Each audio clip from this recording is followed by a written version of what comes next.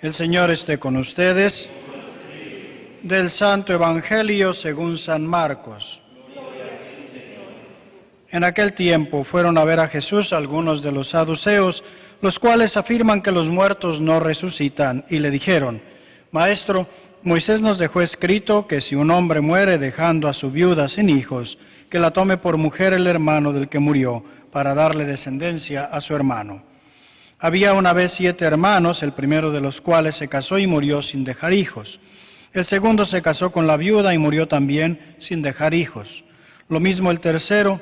Los 7 se casaron con ella y ninguno de ellos dejó descendencia. Por último, después de todos murió también la mujer.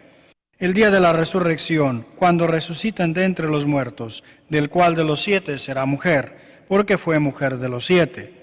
Jesús les contestó: Están en un error porque no entienden las Escrituras ni el poder de Dios. Pues cuando resuciten de entre los muertos, ni los hombres tendrán mujer ni las mujeres marido, sino que serán como los ángeles del cielo.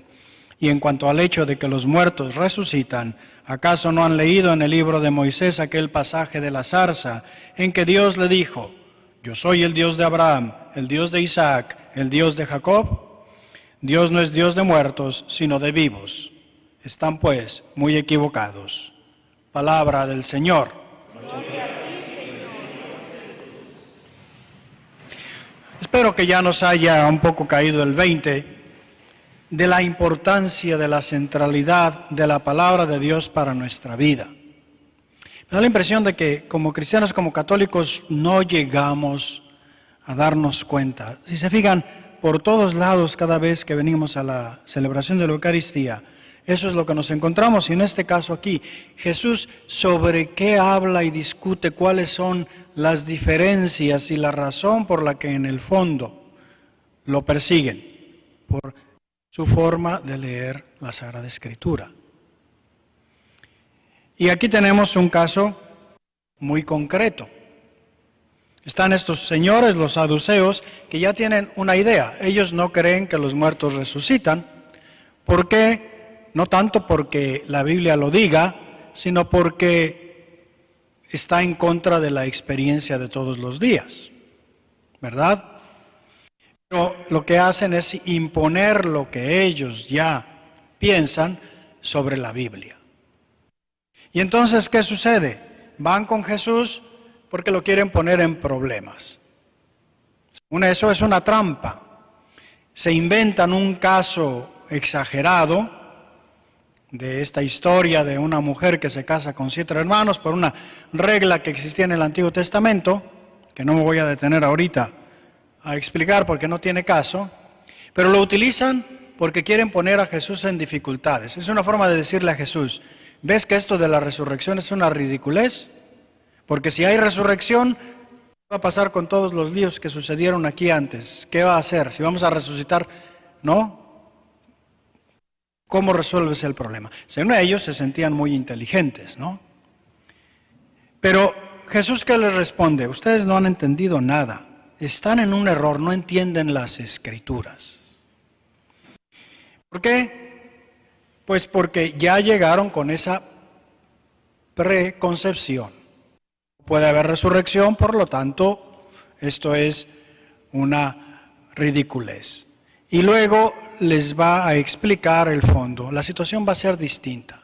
Y si ustedes hubieran leído bien la Escritura, se habían dado cuenta de que efectivamente Dios es Dios de los que están vivos. ¿Por qué Jesús cita este texto? Porque cuando Dios le dice a Moisés: yo soy el Dios de Abraham, el Dios de Isaac y el Dios de Jacob, ya han pasado 400 años desde que Abraham, Isaac y Jacob vivieron. Jesús saca las conclusiones. Si Dios a Moisés, después de 400 años de la muerte de Abraham, Isaac y Jacob, le dice: yo soy el Dios de Isaac, de Abraham y de Jacob, está claramente diciendo que para él Abraham, Isaac y Jacob están todavía vivos, ¿no? No está diciendo yo fui el Dios, no, yo soy el Dios. Ven cómo Jesús lee la Escritura con atención. Ahora, ¿qué es lo que nosotros tenemos que aprender aquí? No solamente de la discusión de Jesús con los saduceos, sino que el problema mayor que muchas veces tenemos nosotros es que actuamos como estos saduceos. No llegamos a leer la palabra de Dios tratando de entenderla, dejando que nos hable profundamente, toda completa, sino que llegamos con nuestras ideas y las imponemos. Les voy a poner un ejemplo que me acaba de pasar hace un rato. Una persona me escribe, toda preocupada porque en el lugar donde ella vive dicen que hay un montón de personas, sobre todo hispanos de la comunidad, que se están enfermando. ¿Por qué? Porque dicen, esto del virus es una tontería, Dios nos va a proteger, ¿no? Y bueno, uno va a la Biblia y dice hay que tener confianza en Dios, ¿no? Sí, cierto. Pero hay que leer la Biblia completa. Hay un lugar, por ejemplo, donde el diablo le dice a Jesús, convierte estas piedras en pan, ¿no? Y luego le dice, tírate de aquí que Dios te va a salvar. ¿Y qué le responde Jesús? Al Señor tu Dios, no tentarás al Señor tu Dios. Es decir, una cosa es que Dios esté protegiéndonos y otra cosa es que yo me tire de cabeza de aquí para hacer que Dios me salve. Qué pocas palabras para decir, ¿no?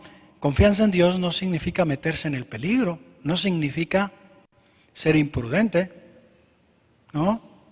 ¿Se dan cuenta?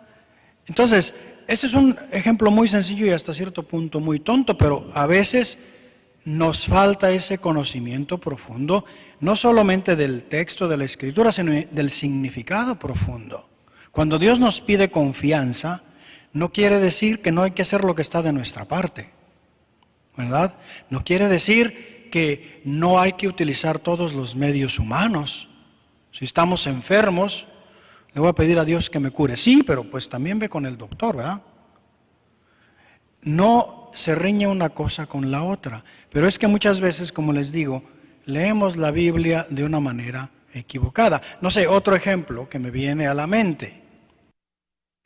La caridad. Y a veces, por vivir la caridad, no sé, me viene a la mente papás que no son capaces pues de llamarle la atención a un hijo o a una hija. No digo mal, sino en buen plan, ¿no?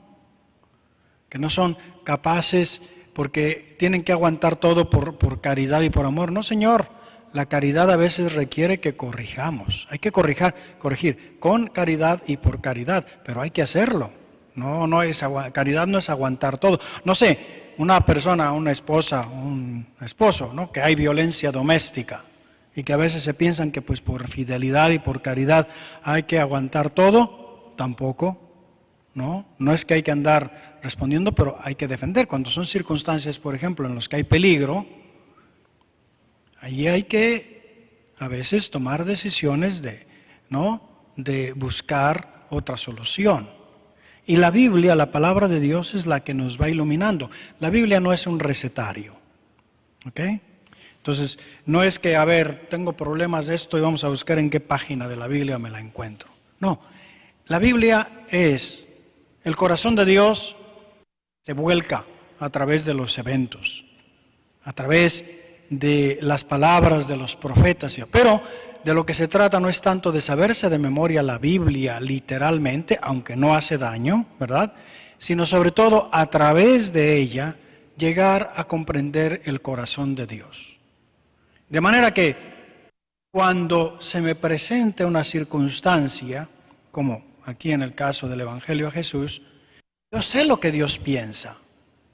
A lo mejor no me lo encuentro exactamente con todas las palabras, pero yo, conectando todos los puntos, sé lo que Dios piensa. Eso es lo que sucede en Pentecostés, eso es lo que sucede en Pascua con los discípulos. Todas estas cosas de las historias que se sabían y que no habían logrado conectar enfrente de Jesús y por Jesús, se dan cuenta. Dios desde el inicio nos estaba diciendo, es a través de la muerte que Él trae la vida. Él vence la muerte, no viene a quitarnos la muerte, sino a darnos una vida a través de la muerte, que por otro lado es también el mensaje del Evangelio de hoy. Yo quisiera por eso invitarlos, sobre todo a la luz de lo que estamos celebrando, la memoria de Carlos Luanga y de sus compañeros y de todos los mártires. Si uno piensa que Dios nos va a librar de todo indiscriminadamente, es no haber entendido. Dios nos libra del mal último, que es la condenación. El mismo Jesús no fue librado de la cruz, sin embargo, le fue dada la nueva vida.